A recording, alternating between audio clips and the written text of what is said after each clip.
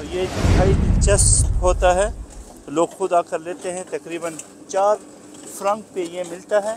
4 Frank तकरीबन Pakistani 1 Frank 320 रुपये होते हैं। आप खुद अंदाज़ा लगाएं, 1300 रुपये का ये जूस आपको मिल जाता है। अगर मैं चोरी करूं तो यहाँ पे अब बोतल को डाल के इसको मैं भर भी सकता हूँ। मगर अस्सलाम वालेकुम वरहमतुल्लाह। मैंने पहले आलूओं पर, अंडों पर और दूध पर एक वीडियो बनाई थी। वो इतनी वायरल हो गई, 4 लाख से ज़्यादा लोगों ने उसको टिकटॉक पे देखा और बहुत ज़्यादा वो वायरल हुई।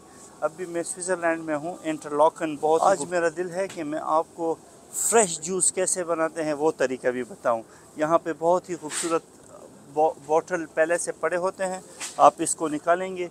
ये आप देखें, इसमें पहले से ये माल्टे पड़े होते हैं। कोई बात नहीं है, आप अपने हाथ से बिल्कुल फ्रेश जूस यहाँ पे बोतल देकर इसको आप